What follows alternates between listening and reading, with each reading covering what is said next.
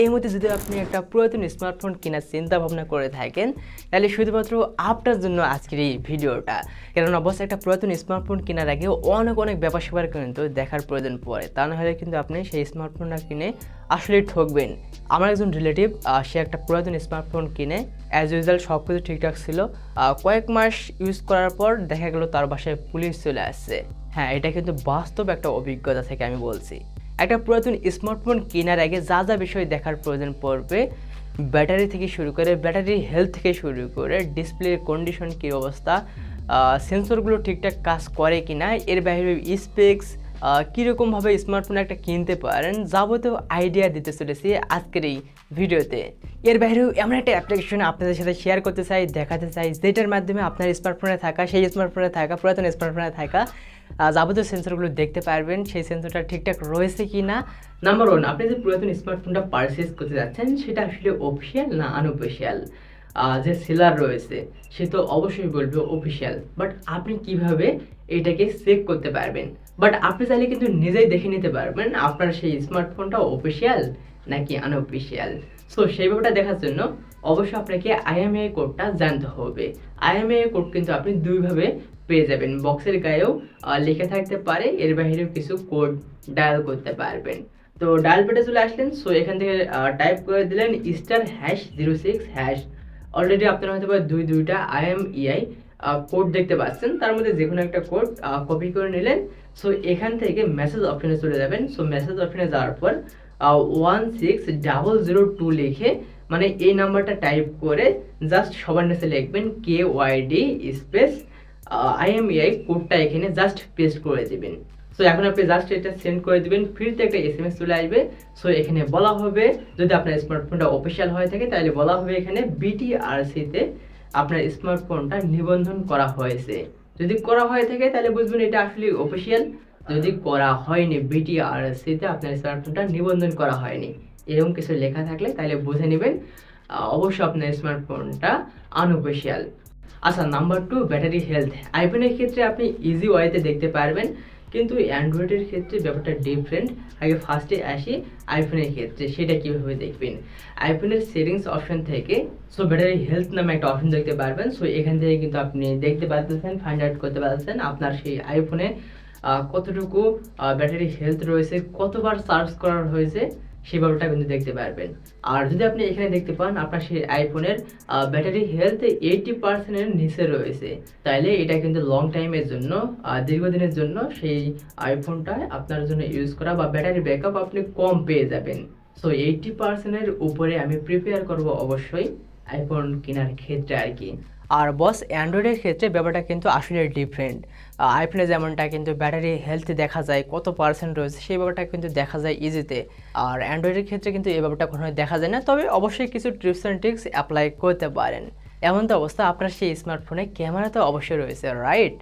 So এছাড়াও সেই স্মার্টফোনের উপর সর্বোচ্চ প্রেশার ক্রিয়েট করবেন, ক্যামেরা ওপেন করবেন, এছাড়াও গেমিং করবেন। সো এতে করে যদি চার্জ একদম কমতে শুরু করে, পার্সেন্টেজ একদম কমতে শুরু করে, ব্রান করে, তাহলে বুঝে নেবেন অবশ্যই ঘাপলা রয়েছে, ব্যাটারি ব্যাকআপ কম পাওয়া যাবে। আর এবার নাম্বার থ্রি, আপনি যে স্মার্টফোনটা, পুরনো যে স্মার্টফোনটা পারচেস করতে যাচ্ছেন, সেই স্মার্টফোনটা ছিনতাই করা অথবা চুরির ফোনও হতে পারে, বাট সেটা কীভাবে চেক করবেন? সত্যি বলতে দেখুন বস, চুরির ফোন কিনা সেই ব্যাপারগুলো কিন্তু অনলাইনে যাচাই বাছাই করা যায় না, কিন্তু আপনি চাইলে অবশ্যই সেই স্মার্টফোনের ডকুমেন্টগুলো রাখতে পারেন। ফোনটা কেনার আগে যে সেল করতেছে তার থেকে সেই স্মার্টফোনের যাবতীয় বিবরণ নিতে পারেন, ডকুমেন্ট থাকলে সেগুলো নিতে পারেন। হ্যাঁ, অবশ্যই একটা স্মার্টফোনের ডকুমেন্ট কাগজ তো অবশ্যই রয়েছে, তো সেই নথিপত্রগুলো, ডকুমেন্টগুলো, রিসিপ্টগুলো নিয়ে নিলেন। আর এবারে নাম্বার ফোরে, এমন একটা অ্যাপ্লিকেশনের সাথে আপনাদের পরিচয় করে দিতে চাই, যেই অ্যাপ্লিকেশনের মাধ্যমে আপনার সেই স্মার্টফোনের যাবতীয় ইনফরমেশন ইন ডিটেলসে দেখতে পারবেন। কয়টা সেন্সর রয়েছে, CPU স্কোর কত, GPU স্কোর কত, এর বাইরেও সেন্সরগুলো কিন্তু টেস্ট করে দেখতে পারবেন। লাইক ইয়ারফোনটা ঠিকঠাক রয়েছে কিনা, এর বাইরেও মাইক্রোফোনটা ঠিকঠাক রয়েছে কিনা, ফ্ল্যাশ লাইটটা জ্বলে কিনা, আপনার স্পিকারটা ঠিকঠাক রয়েছে কিনা, এই সমস্ত ব্যাপার সবাই দেখতে পারবেন। সো এই অ্যাপ্লিকেশনের নাম হচ্ছে ডিভাইস ইনফো। প্লে স্টোর থেকে আপনি ইনস্টল করে নিলেন। সো ওপেন থেকে ফার্স্টে আপনি সবার শেষে একটু চলে যাওয়ার পর দেখতে পারবেন টেস্ট নামে একটা অপশন। সো এখান থেকে আপনি অসংখ্য ব্যাপার স্যাপারগুলো দেখতে পারবেন। ফার্স্টে আপনার মাইক্রোফোন টেস্ট করতে পারবেন, ফ্ল্যাশ লাইট ঠিকঠাক রয়েছে কিনা সেইটা দেখতে পারবেন। এর বাইরেও আপনার ডিসপ্লে সঠিকভাবে কালার দিতে পারে কিনা সেই ব্যাপারগুলোও কিন্তু আপনি দেখতে পারবেন। তাছাড়া আপনি ইয়ার স্পিকারটা ঠিকঠাক রয়েছে কিনা আপনার সেই স্মার্টফোনে সেই ব্যাপারটাও দেখতে পারবেন। লাইক কথা বলার সময় যে স্পিকারটা সবচেয়ে বেশি প্রয়োজন পড়ে সেই ব্যাপারটা কিন্তু আপনি টেস্ট করতে পারবেন এই অ্যাপ্লিকেশনের মাধ্যমে আর কি। ইভেন ইয়ার প্রক্সিমিটি যে সেন্সরটা রয়েছে সেই ব্যাপারটা কিন্তু আপনি দেখতে পারবেন। ওই যে কথা বলার সময় যে ডিসপ্লেটা অন অফ হয় সেই ব্যাপারটা কিন্তু আপনি নিজেই দেখতে পারবেন এই অ্যাপ্লিকেশনটার মাধ্যমে আর কি। তাছাড়াও বিভিন্ন সেন্সর রয়েছে, এগুলো দেখতে পারবেন, টেস্ট করতে পারবেন। অনেক কিছু রয়েছে, আপনারা হয়তো স্ক্রিনেও দেখতে পাচ্ছেন, অসংখ্য অপশন রয়েছে, আপনি এগুলো একটু টেস্টিং করে নিলেন। এছাড়াও আপনার সেই স্মার্টফোনের ডিসপ্লের ব্যাপারটা অবশ্যই দেখে শুনে পারচেস করবেন, কেননা বস ডিসপ্লে যদি রিপ্লেস করা হয় তাইলে সেই স্মার্টফোনটা বরং সে 8 মাস 9 মাস বা 1 বছর ঊর্ধ্বে এর উপরে সেরকম যায় না আর কি। আউটপুট ওরকম ভালো পাবেন না, নষ্ট হয়ে যাবে বারবার, এরকম হতেও পারে। যদি চেঞ্জ করা হয় ডিসপ্লেটা তাহলে কিন্তু আপনি নিজেই দেখতে পারবেন। লাইক ওই যে পোর্টসগুলো থাকে না সেগুলোতে হালকা একটু ফু দিয়ে দেবেন, তাইলে কিন্তু আশপাশের একটু বাতাস বের হতে পারে। লাইক আপনি এমনভাবে আবার ফু দেবেন না, ময়েশ্চার ঢুকতে পারে, এতে করে আপনার যে ক্যামেরার লাইনগুলো রয়েছে সেগুলোতে হয়তো বা ফগ পড়তে পারে। এছাড়াও বস ধরুন আপনি একটা পুরাতন স্মার্টফোন কিনতেছেন, এমন তো অবস্থায় যে সেলার সে বলতে পারে, ইভেন আপনার স্মার্টফোন থেকে যদি আপনি অ্যাবাউট ফোনে যান তাইলে কিন্তু সেখান থেকে সেই স্মার্টফোনের নামটা পরিবর্তন করা যায়, এমনটা কিন্তু হতেও পারে। ওই যে ডিভাইস ইনফো ওই অ্যাপ্লিকেশনটার মাধ্যমে কিন্তু আপনি দেখতে পারবেন। বাট এর বাইরেও আপনি আরেকটা ব্যাপার দেখতে পারবেন, সেই স্মার্টফোনটা আসলে আসল নাকি নকল। সো যে কোনো একটা ব্রাউজারে গেলেন, জাস্ট আপনি সার্চ করে দেবেন IMEI চেক, IMEI চেক লিখলে চলবে। অলরেডি কিন্তু একটা অফিসিয়াল ওয়েবসাইট চলে আসছে, তো আপনি এখানে ক্লিক করে দিবেন। সো এখান থেকে IMEI কোডটা পেস্ট করে দিবেন, সার্চ করে দিবেন।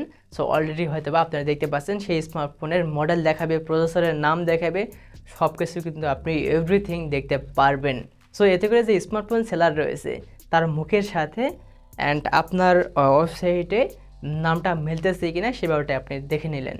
যদি সেলার অন্যরকম নাম বলে থাকে আর আপনার স্মার্টফোনে যদি একটা নাম চলে আসে তাহলে বুঝে নেবেন সেই সেলার অবশ্যই আপনাকে ধোঁকা দিচ্ছে। তাহলে এখান থেকে আপনি দেখে একটু ফাইন্ড আউট করতে পারতেছেন।